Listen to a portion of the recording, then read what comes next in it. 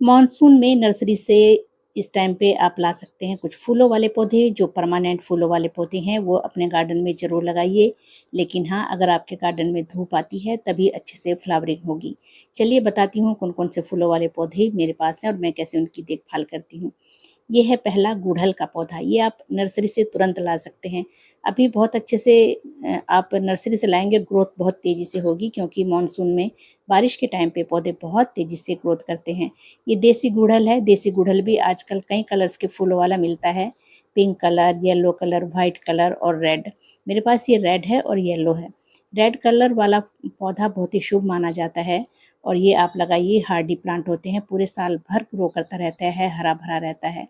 बस अगर आपको फूल लेने हैं तो धूप में रखिए, पानी मिट्टी चेक करके दीजिए, टाइम-टाइम पर फर्टिलाइज़र ज़रूर दीजिए क्योंकि ये एक हेवी फीडर प्लांट होता है, बहुत अच्छी मात्रा में फूल आते हैं। तो इस तरह से आप देखभाल करें। अब अगला पौधा है अपराजिता। ये एक वाइन है, इसको धन की बेल भी कहा जाता है। अपराजिता, शंखपुष्पी या फिर विष्णुकांता भी इसको बोलते हैं।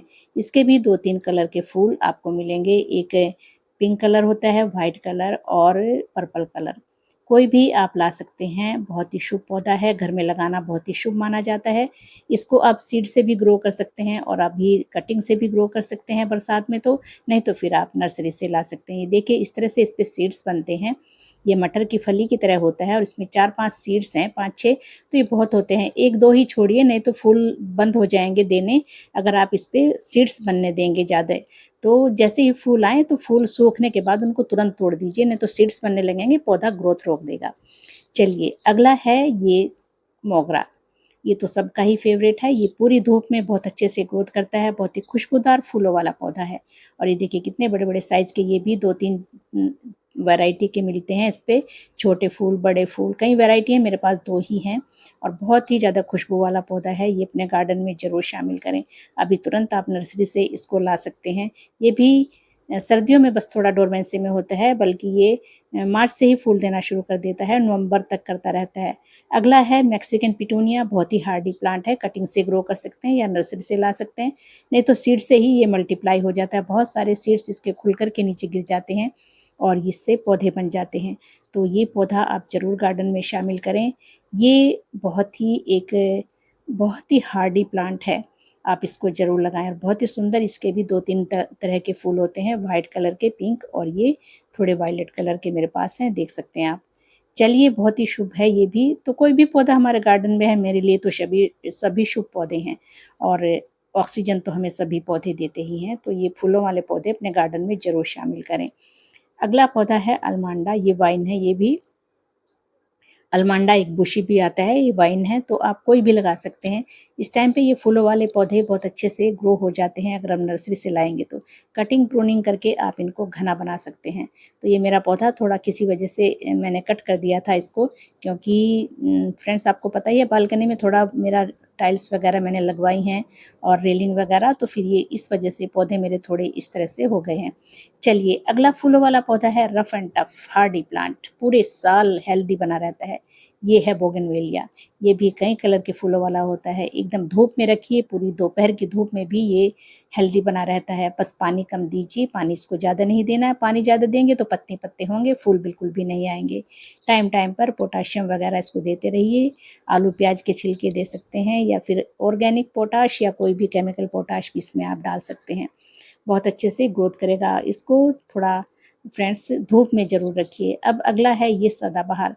आप सदाबहार विन का हाइब्रिड भी ला सकते हैं और देसी तो रफ एंड टफ है ही, वो तो ऐसे ही ग्रो हो जाता है कहीं भी। और ये जो हमारा हाइब्रिड होता है थोड़ा सेंसिटिव होता है, ये थोड़ा-सा बहुत जल्दी इसमें फंगस भी लग जाती है।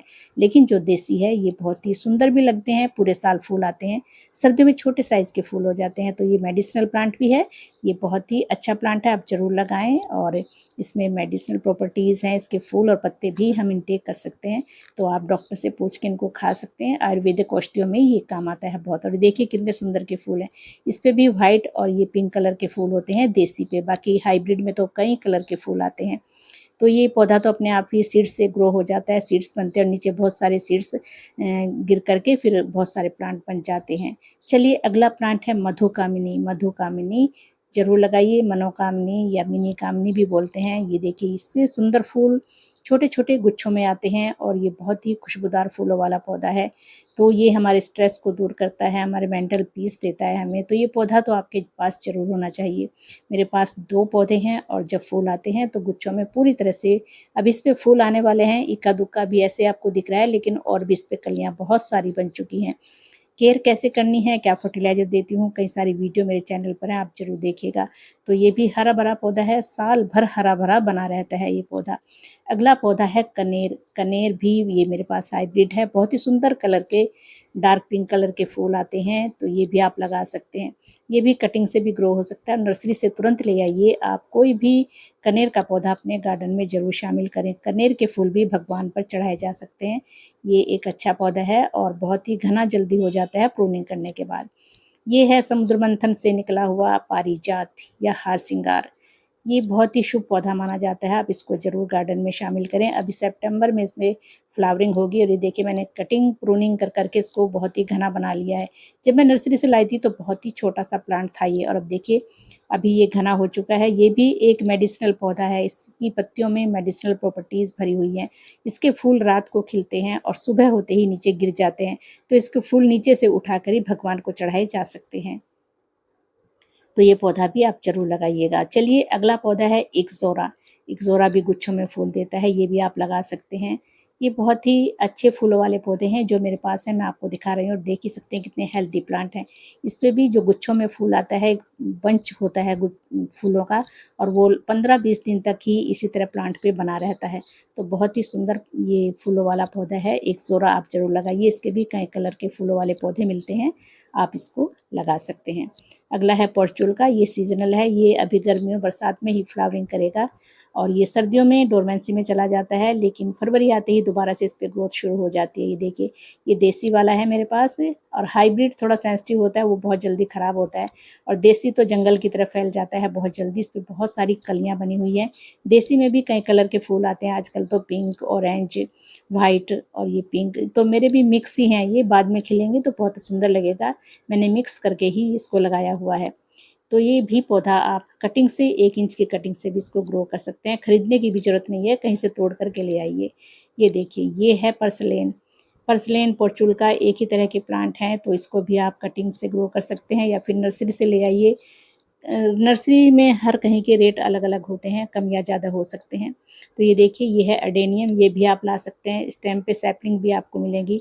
छोटे-छोटे पौधे ला कर के इसको ग्रो कर सकते हैं। ये देखिए मेरे पास 2 हैं और दोनों ही बहुत सुंदर फूल आते हैं इस पर पे। ये इसको डेज़र्ट रोज़ भी कहा जाता है, जो गर्मियों में फूल देता है। ये देखिए मैंने अच्छे से प्रून कर दिया है इसको, हार्ड प्रून किया है अभी, और मैंने नेल पॉलिश इस पे लगा दी है, तो इस पे ये नीचे से ही फिर बहुत घना बनेगा, तो फ्लावरिंग भी सुंदर लगेगी। तो 2 पौधे मेरे पास एडेनियम के हैं, ये भी आप लगा सकते हैं। मैं छोटे-छोटे ही कभी लाई थी इनको, सैपलिंग ही लाई थी, और देखिए अभी इनके मोटे-मोटे कोडेक्स हो चुके हैं। चलिए, अब लास्ट पौधा आपको दिखाती हूँ, ये है पर्पल हार्ट।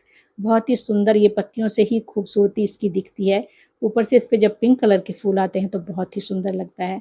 तो ये भी हेल्दी प्लांट रहता है, अगर थोड़ी-सी केयर ज़रूरी है, ज़्यादा पानी नहीं देना है, और इसको कटिंग करके ही इसको लगा सकते हो। नीचे से भी इसमें बेबी प्लांट्स निकलते रहते हैं। तो ये पौधे अपने गार्डन में ज़रूर शामिल करें। 15 प्लांट हैं शायद मेरे पास जो मैंने आपको दिखाए हैं, तो ये पौधे अपने गार्डन में लगा करके आप अपने गार्डन में 4 चाँद लगा सकते हैं। तो फ्रेंड्स, यही थी आज की वीडियो। अच्छी लगी है तो ज़रूर लाइक शेयर ज़रूर कीजिएगा। Thank you friends.